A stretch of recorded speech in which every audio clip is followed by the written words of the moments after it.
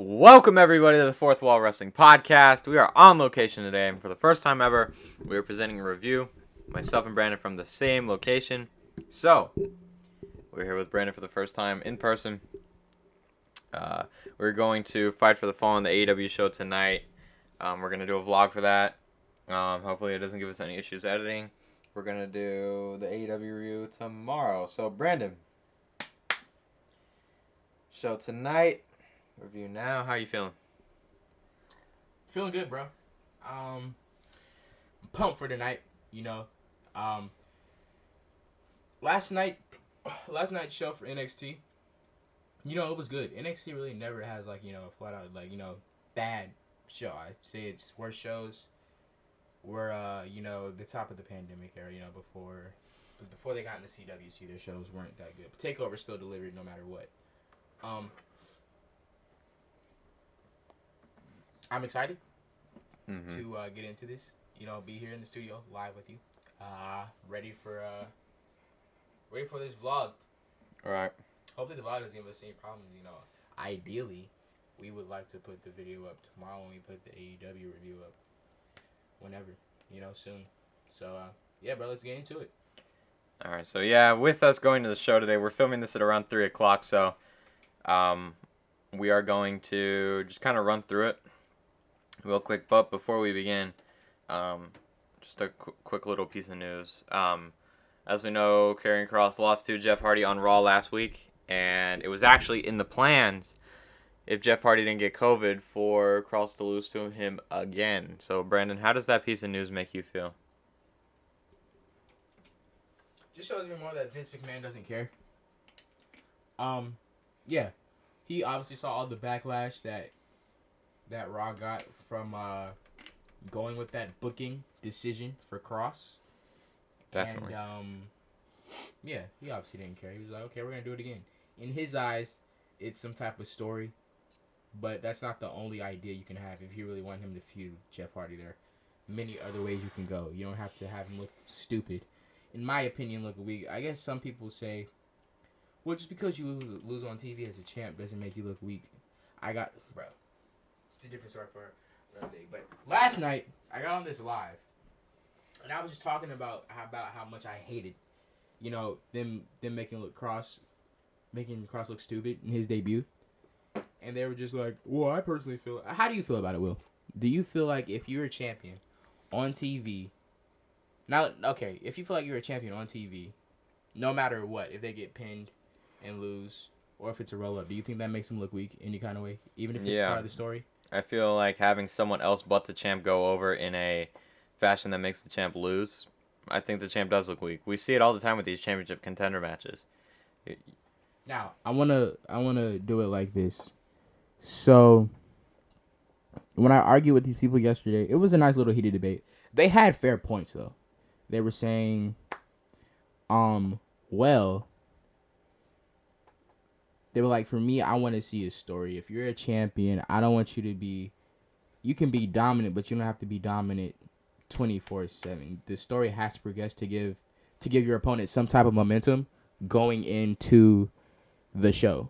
But see, this is the way I would do it. Don't have your champions fight on TV all the time. This is why SmackDown's gold with the way they book Roman Reigns.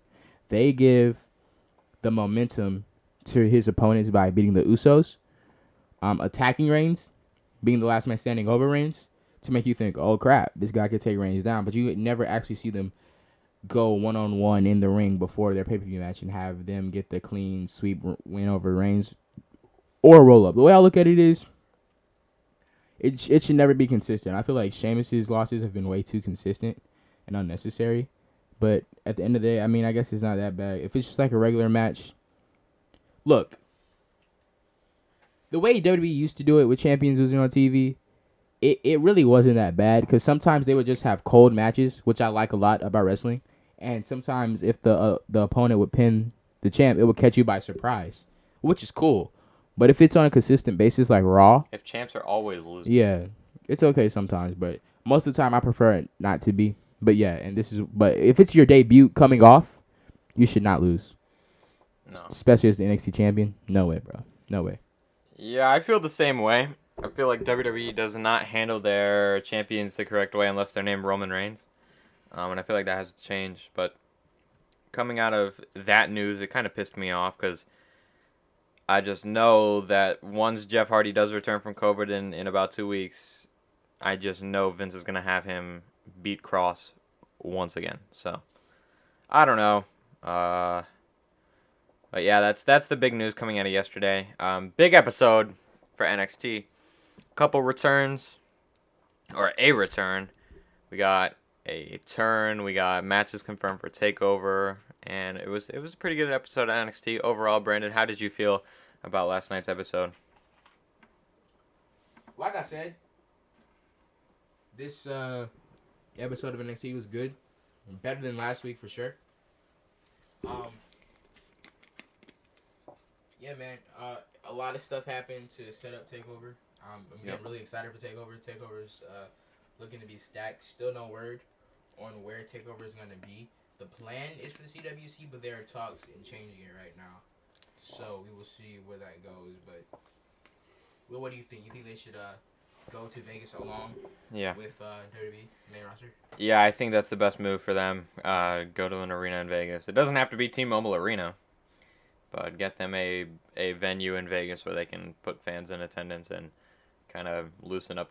Well, I don't want to say loosen up the restrictions, but because of everything, like all the COVID cases rising, but make it more of an attraction to go to. I guess I should say. So there's 2 T-Mobile arenas. Well, the one in Vegas. Yeah. Okay. That's what I thought. I thought there was just one because when I saw they were in Kansas Monday, they renamed it. T-Mobile, so. They renamed it. I'm pretty sure, but I do think they should move out. Yeah, but see, the question is Vince going to let it happen? Because usually he's okay with it being the day before, like a setup for SummerSlam. But if it's after SummerSlam, and you know the matches are going to be better than SummerSlam, but I don't know. I feel like SummerSlam still could be the pay-per-view of the year for WWE. Yeah. If you ask me, the 2 best pay-per-views that WWE has done so far was Money in the Bank and Royal Rumble this year. Yeah, I would agree there. But now that we got that big story out of the way, and for my overall thoughts on NXT, I thought it was a pretty good episode. We saw some good build for Takeover. It actually got the hype up, and I'm really excited to see what they think of things regarding the matches, like what stipulations are these gonna get. Karrion and Joe, I think, should get a submission match or a go to sleep match. But yeah, interesting build for Takeover. And we will now get into the review portion. So, NXT kicked off with a tag team match, a hard-hitting tag team match between Ciampa and Thatcher against Dunn and Lorcan. This was a brutal match. Hard-hitting. The styles in this was great. Some people are saying it's a dream match of some sorts. I don't know if I'd call it a dream match, but I definitely call it a match I've been waiting to see. And it delivered. They had great chemistry. Especially Ciampa and Thatcher working together. I think that's been a great team. But I think the highlight of this match was the return of Ridge Holland. So during this match, Thatcher had like an ankle lock on Lorcan on the apron, and he like went back into the glass where the glass would be, and Ridge Holland came out of nowhere and just like beat him up from behind. And so back in the ring, Ciampa got distracted, and Dunn finished him off with the bitter end. So Lorcan and Dunn got the win. Brandon, how did you feel about this match, and how did you feel about the return of Ridge Holland? When you say this match was hard hitting, it really was. I went in the bathroom for a minute during commercial break, and the door was shut, and there was a spot, I don't know what it was, but it was like a really hard hit, like a, you know how NXT loves doing their hard Slaps. Kicks or slaps, headbutts. I heard it all the way in my bathroom, and you've been in my house before. Well, TVs are all the way right there, and bro. Yeah, it's down the hallway for sure. Came back in, saw the match, saw Ridge Holland. It was a really nice way to kick off NXT. Yeah, the crowd was pretty loud. Still missed Full Sail. I've been hearing reports that they might not ever go back to Full Sail. I don't know how true that is, but hopefully they do, because Full Sail, NXT needs to be in Full Sail. It's just a whole different vibe. It's not the same in CWC. CWC has a cool stage, but just something about those fans. You know? Yeah, definitely. I'd agree about what you think of the match. Really good opener, I'd say. And it's kind of set the tone. I'm a big Ridge Holland fan, so I'm excited that he's back, and I'm interested to see what he's going to do. But after the match, they beat down Ciampa and Thatcher, and he officially joined Dunn and Lorcan. So a good open, and we went to commercial break, and Samoa Joe came to the ring after the commercial break. He cut a really good promo, and he called out William Regal. He talked about how there's 3 steps to getting payback. He said that Regal was going to fire Kross, but he has a better solution. So the first was a paper saying that he was resigning from his position in NXT management. So that he put in his basically notice that he was not going to be part of management, so that the next piece of paper could come into play with, like, it was a contract to be part of the active roster in NXT. So that got signed. And the third piece of paper was a contract for the NXT Championship match at Takeover 36 between Kross and Joe. So that match is now official. We have an NXT title match between Samoa Joe and Karrion Kross. I'm very excited for this match. Brandon, how did you feel about this segment and the way it was presented on TV? Because I noticed a lot of people saying this is like one of the best Joe promos we've seen in his entire time in NXT. Yeah, bro. This segment was fantastic. It was flawless. Yeah, man. Everything was done right. There's nothing to really say anything bad about it. You know, crowd was really loud for this.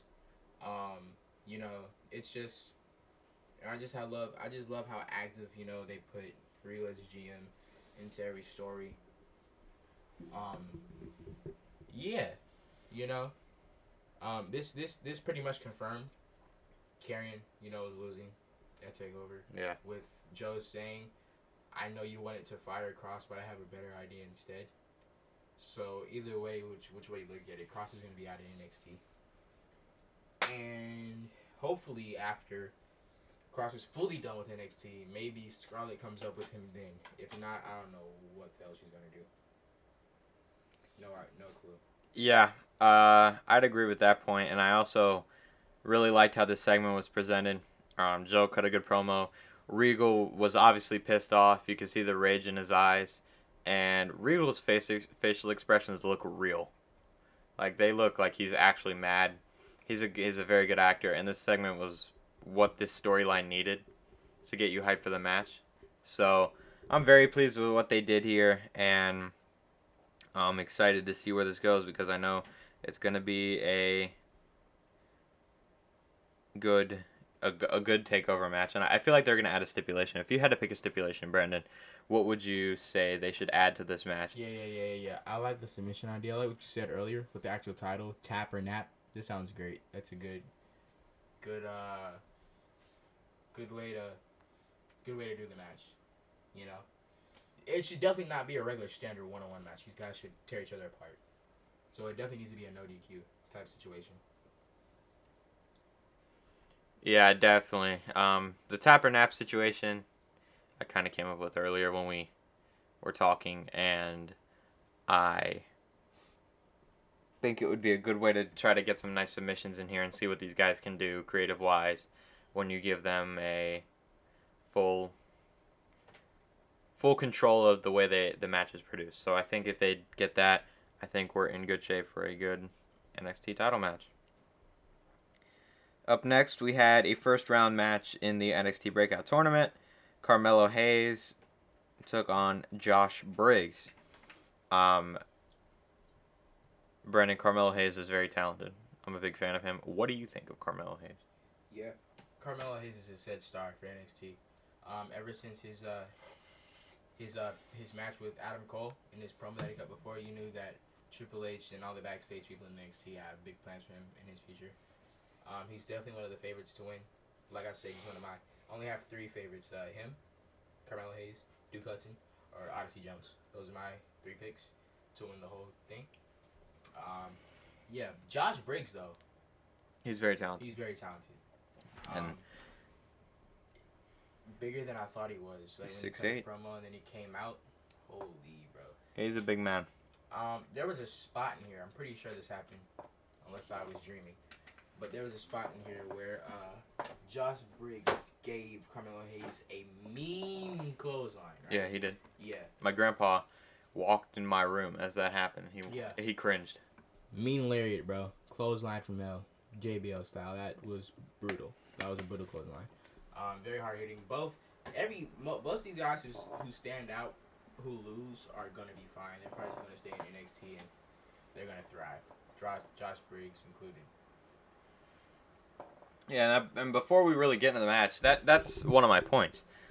I don't think Carmelo Hayes should win the tournament. You know, he's in a good spot in NXT. We already know that they like him. So, if you don't have to give him the tournament when you could use it for someone else. And here's my thinking. Josh Briggs and Carmelo Hayes show what they can do. I think they're in a good spot to be the future of NXT. And with the way Triple H likes to use his big men, like Bronson Reed, I feel like Odyssey Jones doesn't need it either. You know, he gets a lot of Mark Henry comparisons. He reminds me of Bronson Reed and Keith Lee, guys that Triple H likes. So I think the right decision here would be to give the tournament to Duke Hudson, who we've seen in the WWE before, on the main roster as Brendan Vink, and, you know, try to build him around this tournament, because a lot of the other guys in this tournament, even a Joe Gacy could win. A lot of the other guys in this tournament are very well off, even if they don't win. So I think your final 4 will be Carmelo Hayes, Duke Hudson, which already punched their tickets, Odyssey Jones, and Joe Gacy. So I feel like Duke Hudson needs it more than anybody else to kind of establish him as a star. But I think, in my opinion, this was the best match of the breakout tournament so far. Both competitors really proved why they deserve to be on the stage they are in NXT. Josh Briggs showcased how good he is. Carmelo Hayes, we already knew how good he is. He backed himself up. I'm a big fan of both guys. And in the end, Carmelo Hayes won after a springboard leg drop on Briggs. So we haven't really talked about the tournament much here on the review, but what do you think of the tournament concept? We've seen it before. Now that it's in the second time, what do you think of it? Yeah. This should definitely be an annual thing in NXT. No doubt. The first one was a couple years ago. Was it 2019? 2019. Yeah, 2019. Bronson, Swerve. Yeah, that's right. Cameron Grimes. Because Adam Cole was champ, NXT champ. So yeah, it was 2019. The winner, sadly, didn't have that much of a future. Ruined it for himself. Yeah, by complaining. And yeah, but obviously I feel like this time's gonna be different. It's gonna be a redeem moment, and I'm pretty sure last time why they didn't do it the year after, because like, you know, the backlash after the first one, it was a good breakout tournament, but it's just everything that, you know, that happened after Jordan Miles. Yeah, they were probably just like, you know, let's let this simmer down for a little bit and then come back to it. Right. Which is smart. Yeah. It's smart. Yeah, Duke Hudson, he has everything. He has on-mic skills. He's good charisma. Good charisma. Killed it on commentary. Tall. Yeah. 6'5". No homo. He's like a charming looking dude too. Yeah, he's a good looking guy. So yeah. Yeah, I agree with what you said. The concept is interesting. I think the more you do it, the better you're able to build stars, and really the main roster doesn't have anything like that. So I think that it's good that NXT does it to kind of build future stars for themselves, because that's what, in the end, NXT needs. Because people getting called up to the main roster means you need new people. Up next, we had probably one of the bigger moments of the night, actually. Raquel Gonzalez and Dakota Kai made their way to the ring. We had Raquel hyping herself up, and they were trying to find an opponent for her. And Dakota Kai cut a promo saying that basically Raquel is the best woman in NXT history, including, in NXT history, including Charlotte Flair and Sasha Banks. And then Raquel was like flaunting her title with the fans, and then she turned around and a mean kick from Dakota. Dakota has some of the best kicks in the WWE currently, but she got met with a kick from Dakota, and it's done. The partnership between Dakota and Raquel is over, and now it looks like at Takeover 36, we're going to get Dakota Kai versus Raquel Gonzalez for the title, which I've been waiting for. Brandon, what did you think of this segment overall? Yeah, this was good. Everybody saw this coming. From the moment Raquel said there's nobody else left, you knew what was about to go down. You knew what was up. Me and Will said that on our first NXT review last week. Go check that out, by the way. Really, really good review. Had a fun time. Amazing first week. But, yeah, this is going to be probably one of the best women rivalries to date. Dakota and Raquel, this should probably be one of Raquel's best defenses, if you ask me. Yeah, her best defense most likely. As of right now, I'd say her best defense was against Ember Moon. They had a great match. Yeah, I agree. Yeah, Raquel hasn't really been in that many matches to show what she can do. Besides the match with Rhea Ripley at the beginning of the year, that match was fire. That match was so good. One of her best. It was a great way to send off Rhea Ripley too. Sadly, we won't talk about that. But yeah, this is gonna be Raquel's best title defense. I personally, man, I don't know who wins that. it's Dakota's time for sure. Dakota needs the title. I'll get into that in a second. She needs the title, but I don't know if she's gonna win it the first time they fight. Because I feel like with a rivalry like this, when you turn on somebody, you have multiple matches. Like Gargano and Ciampa, they had. Yeah, you know what I mean. Yeah, man. I just love how NXT does this stuff.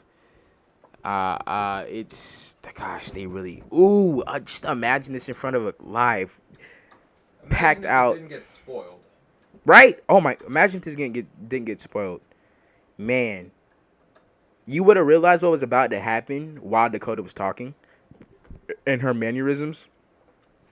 Yeah. But even though it still would have been a shock because you're like, oh my gosh, they're actually about to do it.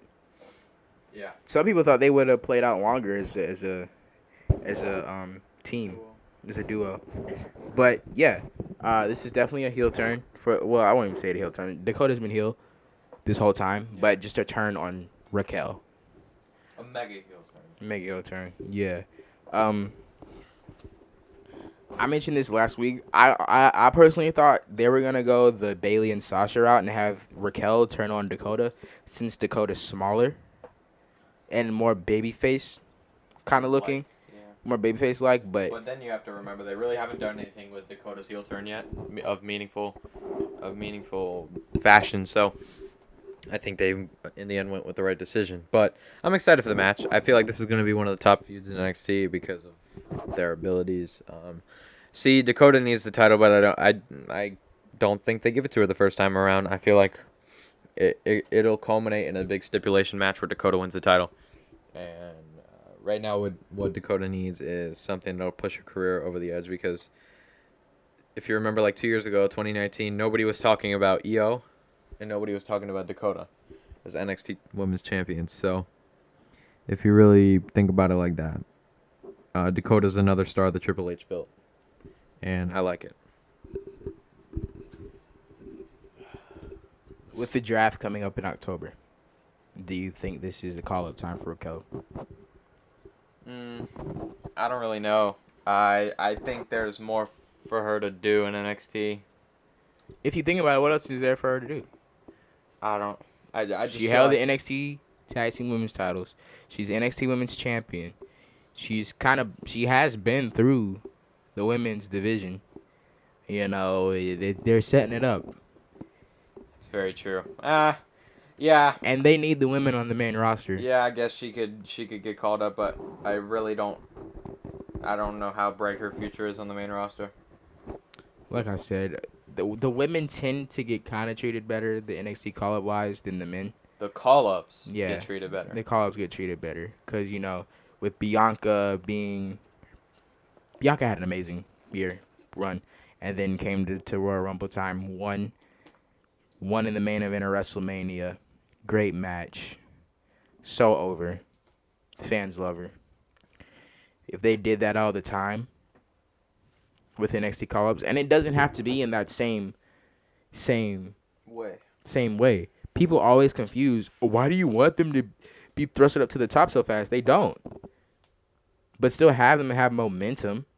Start from the bottom, gain your way up to the top. Yeah, sometimes it'll take 2 years. Yeah. It should Ricochet has been on the main roster for now 2 years. 2 years? He came in 2019 2.5 years. in February. So yeah, 2.5 years. Ricochet's been on the main roster. I don't know what the fuck Vince is doing. If you didn't, I don't know if Vince was not in Gorilla for that Money in the Bank men's ladder match or whatever. But Ricochet, bro, Ricochet needs to get drafted to SmackDown and go back to NXT. Definitely. Ricochet needs to get drafted. Raw doesn't do half their roster justice. No. Half of those people need to go to SmackDown or leave the company as a whole. Keith Lee, bro. Keith freaking Lee, bro. They have a way to save. I'm sorry, I know this is the NXT review, but they have a way to save all these women and all these guys. Yeah. Like you got to bring out King of the Ring to get these guys over and show what they can do. I mean, you could do it. I mean, Queen of the Ring, that's all cool, but everybody mainly wants King of the Ring. You know what I want? You know what I mean? Like, have the King of the Ring in actual pay-per-view like they used to back in the day, and then have Queen of the Ring be a part of that show. I personally think the Saudi show should be King of the Ring, since, you can keep the same stage set. Yeah. It's been Crown Jewel. You had a little crown. A report came out today that the Queen of the Ring finals are going to be at the Saudi show. I don't know when they're going to do King of the Ring, if they're going to do that at all, if they're going to be doing an entire different men's tournament. But that's what they need to do. Right. The winner of the Queen of the Ring does not need to be Charlotte Flair. No. If you ask me, Liv Morgan. there's only 2 winners that should be Queen of the Ring. Liv Morgan or, my opinion, Carmella. I feel like Carmella would kill it.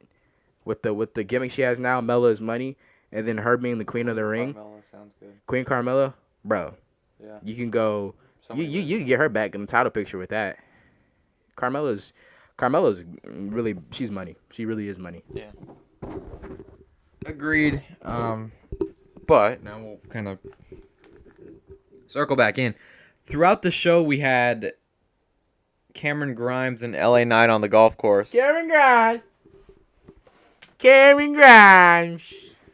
That was a good part of the show because, it's going to lead to their match at TakeOver 36 where Cameron Grimes goes over. Ted DiBiase got involved, gave Grimes words of encouragement, which I liked. So I think we're leading to the TakeOver 36 match, where Grimes should win when they do this match. The fans are going to be really behind Grimes with the way they're building him up. So I'm excited. Up next, we had a tag team match. Team of Casey Catanzaro and Caden Carter going up against Frankie Monet and Jesse Kamea, who I'm not a big fan of. I'm a big fan of Frankie, but I'm not. Jesse reminds me so much of Billy Kay. It hurts. I don't see it. She reminds me so much of Billy Kay. We had a decent match. The distraction ruined it. Robert Stone is a geek. I hate him. Get him off my screen. He ruins everything he touches. He cost Frankie the win, so Casey and Caden got the W. I don't like Frankie being pinned. I think that was a terrible decision.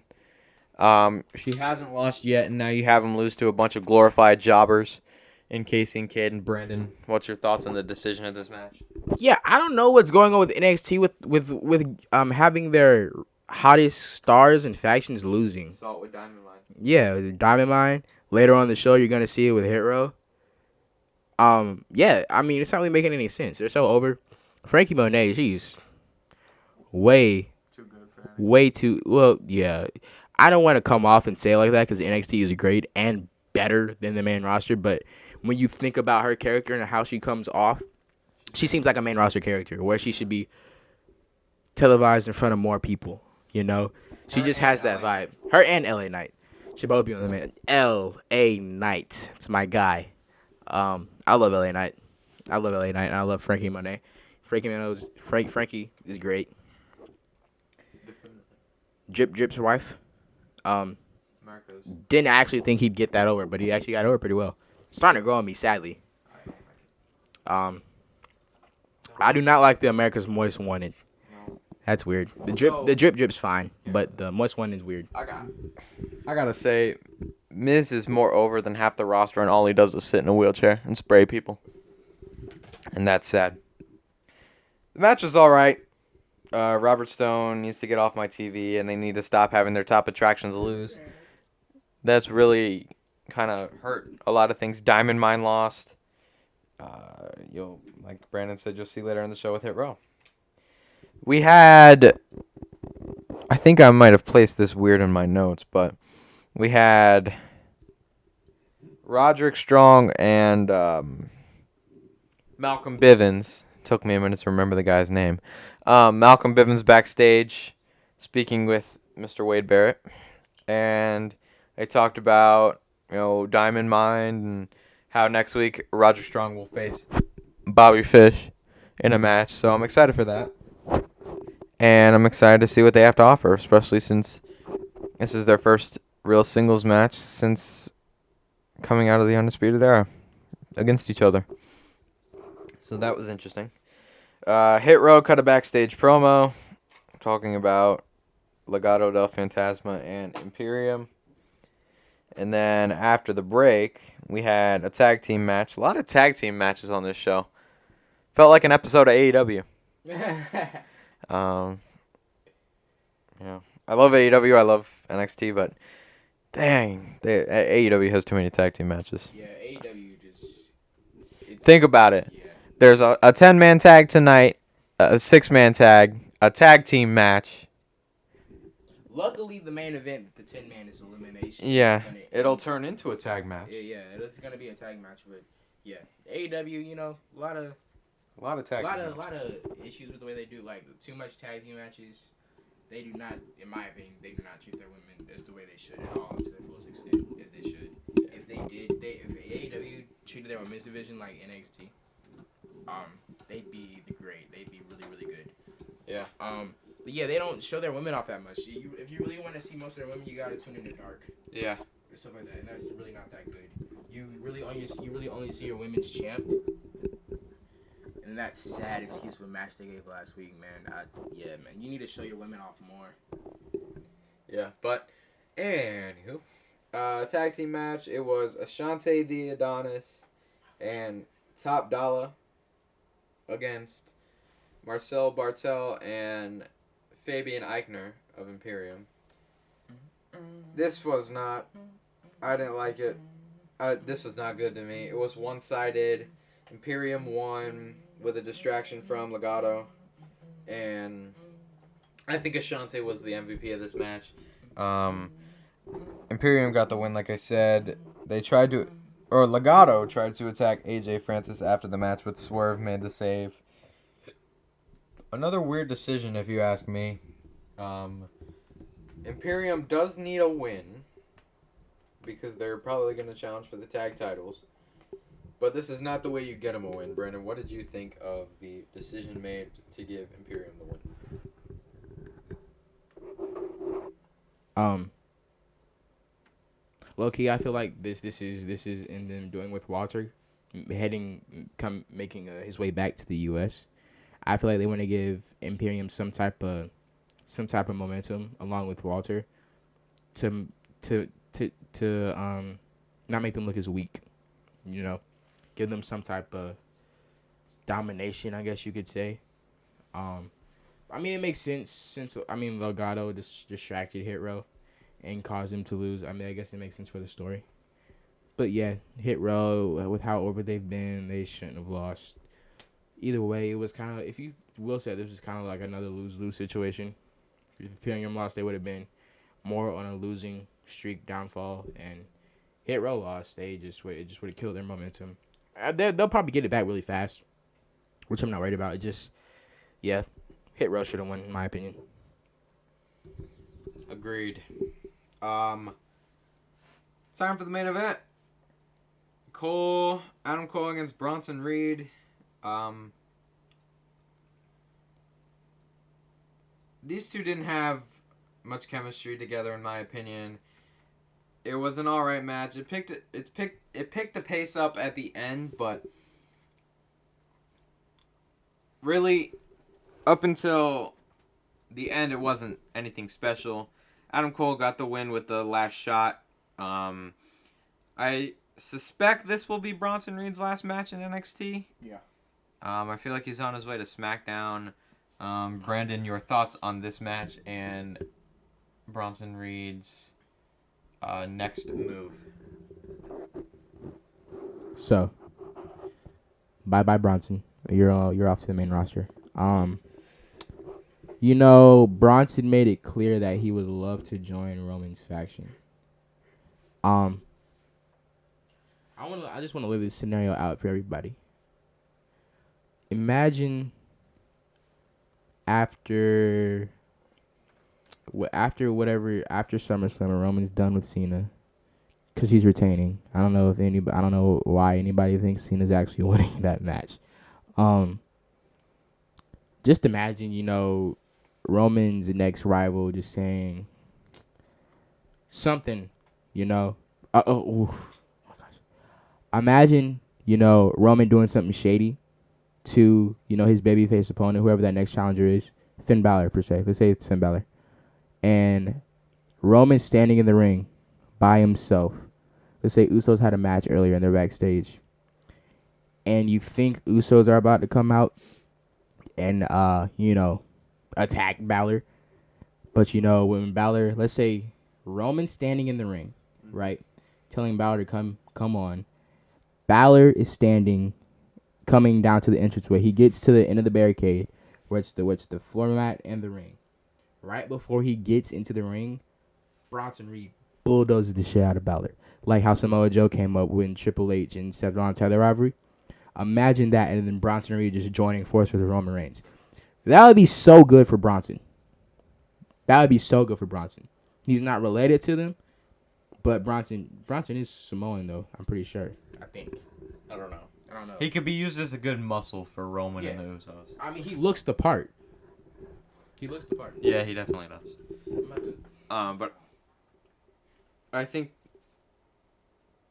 the highlight of this whole situation was what happened after the match with Kyle O'Reilly attacking Adam Cole. He did the same brain buster on the steel steps as Cole did to him earlier in the year. So they're clearly leading to Cole versus O'Reilly 3 at Takeover 36, since they're tied, 1 win apiece. So I'm excited for that match. Brandon, this situation with Cole and O'Reilly, who do you think gets the last laugh here? Yeah, quick update. Bronson Reed is Simone. Yeah. Kyle O'Reilly going to win. Then bye Adam Cole. You're off to the main roster. That's the way I look at it. Yeah. I see them doing a loser leaves NXT match. I thought the first one at Stand and Deliver was going to be a loser leaves NXT match, but I think now that they're tied a win apiece, I feel like now's the right time to pull the trigger on that. But that's how NXT closed. Pretty solid episode of NXT. There's a lot of distraction finishes though. Legado distracted Hit Row. Robert Stone distracted Frankie. Ridge Holland distracted Ciampa and Thatcher. I think that's it. But 3 distraction finishes is a bit much. So hopefully they cut down on those. But the wrestling was alright in the show. The promos were good with Dakota and Raquel. Hit Row had a nice backstage promo. They kind of spoke Spanish. Talking to Legado, B-Fab, and Top Dollar, I believe, spoke some Spanish. Spit some facts in Spanish. So pretty good. Samoa Joe had a nice promo with William Regal. What would you rate the show? Out of 10, I'd give it a 7.5. Around there. It wasn't an 8. I consider a 9 almost perfect. An 8 very little flaws. And like a 7 had some flaws, but it was a good show. So I'd give it a 7. Going into next week, the breakout tournament continues. I think it's Joe Gacy and Trey Baxter. And Indy and Dexter will have their fate decided when Loomis goes one-on-one with Johnny Gargano in a... What did they call it? Lover or keeper match? Lover or something like that, yeah. Something like that? Lover or loser? Lover or loser match. Or something like that, yeah. Alright, so if Loomis wins, he keeps her. Oh, I don't... They really were... They worded that weird on commentary. Yeah. They were talking like she's some prize or something. Like, if Dexter Loomis wins, he keeps Indy.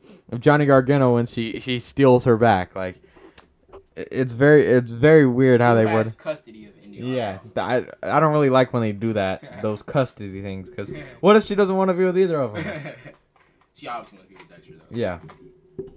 But I don't know. That was just weird how they worded it. I don't think I'm the only one who picked up on that, but I don't know, man. But a solid episode of NXT. Brandon, if you had to rate it, what would you say? I gave it a cool 7.5, 7 out of 10. Yeah, it was a decent show. Yeah, there's really nothing, little flaws here and there, but overall NXT was good.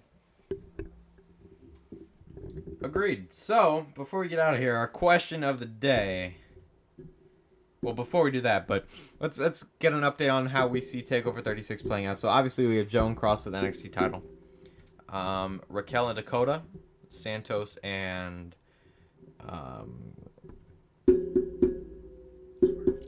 Swerve. I see Imperium and MSK. Walter and Ilya obviously is taking place. And did I already say Cole and O'Reilly? Mm-hmm. Okay, Cole and O'Reilly. And is there anything else? As of right now, that's all I see them doing. So, good episode of NXT. I feel like this is kind of like 3 questions, but I'm making it into 1 for the question. After Takeover 36, what's next for Raquel, Bronson, and Adam Cole? That's the question. Yeah. All right, so drop in the comments. What do you guys think is next for those 3 guys? Bronson Reed, Adam Cole, and Raquel Gonzalez. We're going to get out of here. It's almost 4 o'clock now. Ooh, about to head out, Brody. Yeah, about to head out for the show. So, yeah, drop it in the comments what you think is going to happen. Make sure to like and comment on this video as well as going back to our others and leaving a like on that. Make sure you're subscribed with post notifications turned on so you never miss when we drop a podcast. Thank you guys for watching. First time ever on location. We'll be back tomorrow on location again. Make sure you, like I said, make sure you're subscribed. And we will see you tomorrow for the AEW Fight for the Fallen review. Peace.